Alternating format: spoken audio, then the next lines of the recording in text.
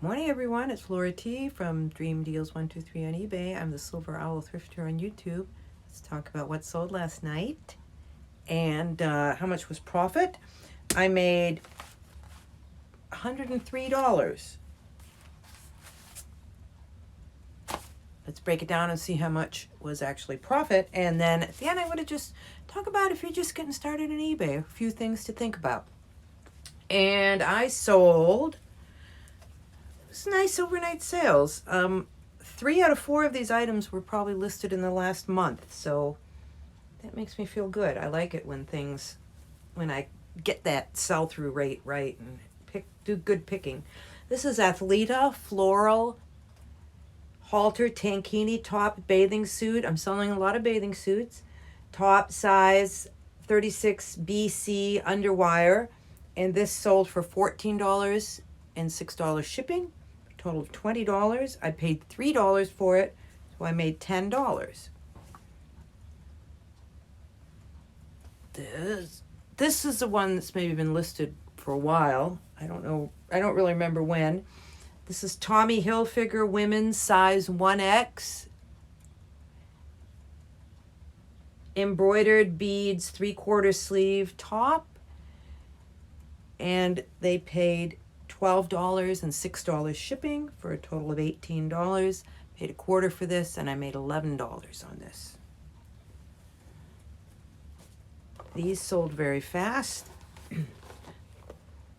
These are Bass Weejuns penny loafers. If you ever see them in good condition at a good price, pick them up. Weejuns, these probably took a week to sell. Weejuns, G.H. Bass and Company Burgundy penny loafers, dress shoes, men's size 9.5D. I paid up for them because they were in such good condition. I didn't pay that much up for them. I paid $8, which for a pair of really good shoes is not bad.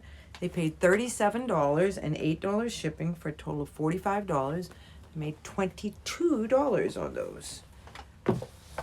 And then I had a sale to a viewer. She says, "Hi, Laura, viewer from the beginning. Happy to buy this frame. Thanks for the inspiration as a fellow reseller, Anna." Thank you, Anna. This is a vintage Colette AC. I think that's how you pronounce it. Oval picture frame, 4x6, faux pearls, shabby pearl core. Pearls are in. So I just thought this was really cute. I think I paid a quarter for it at the sale, that Animal Advocate sale a couple of days ago. And she paid about $14 plus $6 shipping, total of about $20, and I made $15 on that. So I made $103 gross for a total this year. I'm keeping track every day and adding it up. $14,154. And then net, which is cash in pocket, goes to the bank account, which I love looking at and seeing it grow a little bit every day. Let me finish. 7,170. I switched to a separate eBay business bank account after 20 years. I like it because that's where I take all my money that I spend, and I have all the money going there, and all the shipping comes out of there. So I can really see, how it's growing, and it's nice. It's encouraging. All right. Well, I thought since I didn't at all have a haul video, I would, just talk about a few ideas. If you're new to eBay, or even if you've been around for a while, maybe some stuff you haven't thought about. A lot of this is stuff I've learned in just the last few years. Because when I started eBay, there wasn't YouTube or anything like that. There was some communities and stuff, but there's so much more information out there, which gets me to one of the points here, which I can bring up at any time, so I will bring it up now, is when I first started watching eBay tutorials, I had an impression or a feeling like I would find lots of these very high-end brands all the time. They're not, they're not. Some of them you might find that somebody talks about, you might find once or twice every 5 or 10 years. Like I've never found Johnny Was. I know it's a great brand. I'd love to find a lot of Johnny Was, but I've never found it. So what I'm trying to say is, most of the items that sell on eBay are going to be under $20. 80% of the items sold on eBay are sold for $20. So you have to find a way to capital, to make money doing that. And I was watching something else the other day. Sorry, I'm rambling all over here, but it was a minimalist show on how to declutter and everything, because I'm into that too. But she made a point. She said anything, donate anything that's worth less than $30. If it's worth over $30, sell it. And so that's what people are doing, because everybody can figure out how to sell something now on Facebook Marketplace or eBay or Poshmark. So much out there. So in other words, they're not going to be donating lots of, grandma's precious sterling silver tea set. They're not going to be just giving that to Goodwill. They're going to sell it themselves. So it can be, you just got to look at a lot of stuff and kind of figure out a way to do it fast. Part of what I kind of go by is if it's a brand I've never heard of before, or it has a kind of a fancy woke name, or that just looks like good quality and I've never heard of it, check it out, because it's probably Anthropologie or something like that, and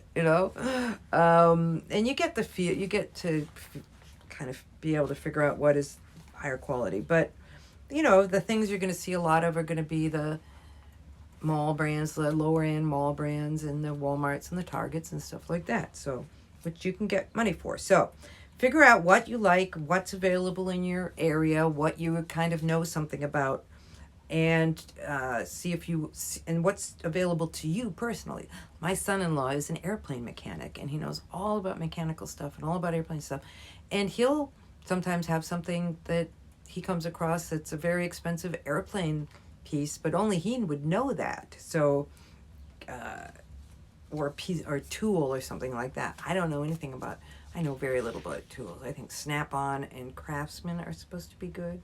Maybe it's just Snap-on. But anyways, so figure out what you like.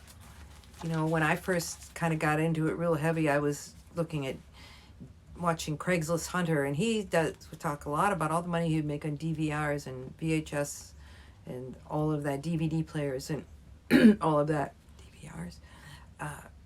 Anyways, and I did pick up a few, but I just didn't like it at all. I didn't know how to test them or anything.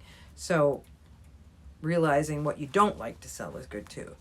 Learn about sell-through. Don't just look at what they're selling for. You got to look at what don't just look at what people are asking. You got to look at what they sold for. And it's very easy to do on eBay. Just go to the sold. And not only that, but how many are selling and what they're getting. And keep in mind, that seasonality. So you might have a Christmas item. If you're looking for the sell-through rate in the middle of June, it might not be a true picture of what it is. Although Christmas does sell year-round. But you know what I'm saying. So learn about that. And really learn about that. Realize that, most items, okay, learn about shipping. I'm not going to teach you about shipping here, although maybe I will sometime, and I do have some shipping tips, but, under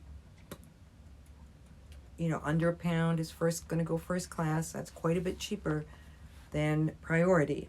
So that's a nice thing why a lot of people like clothing, because a lot of it is under a pound. So it's easy to ship. If you're going to ship breakables, figure it out before you buy the item. Don't go and buy a punch bowl with all the cups because it was cheap and it looked cool, and then you don't know how to ship it, and then you figure out that to ship it is going to cost, for some people $75 or something. Anyways, figure that all out. And there's a lot of shipping videos on that. And let's see. Don't think you're going to find everything that everybody is talking about on all the YouTube videos, especially the really high end. Like you might watch a video of the top 100 women's clothing brands. You can definitely learn stuff from there, but you want to also know like lots of the good bread and butter brands, and that just like your J. Jills and stuff like that. That's what you're going to find the most of. Be consistent in your listing. Just try to list a little bit every day. Think about your store. You want to have a lot of items in there, hopefully. Maybe not. Maybe you specialize in things and you don't do it that way. But for me, it works having a lot of items. I think when I got to 500 items in my store, I started seeing like sales pretty much every day. Maybe just one, but and you got to think about that because people, when they're shopping at a store, you go into a store, it's got two things. Not going to be much there that you like. It's got 2,000 things. Maybe you'll find some. So try to list every day and try to, in the very beginning, starting out, get a little bit of a inventory system going. You don't want to not be able to find something, especially if you're only selling a few items a month or something like that, because it really, really hurts your seller rating. And one thing I would add that I am still learning, is there's things that I'm still learning to do, like, I had a return because the collar was all kind of loose and pulled out. It's not something that I check very much, so I need to check that because my return rate is embarrassingly high. So I'm really working on that, really trying to be more, and that would just come from being really looking things over, really asking myself, is this really in good condition, or is it just a good brand that isn't in that great a condition? And yeah, so anyways, I'm still learning too, and that's kind of what I do here, is tell you about all the mistakes that I make and keep making, and hopefully you won't make the same ones. But yeah, so if you're doing clothing, learn the styles, learn the fashion, what are people buying, just pick up something that looks interesting. People really seem to go for kind of the boho artsy look, as well as a lot of others. But yeah, so that's about it.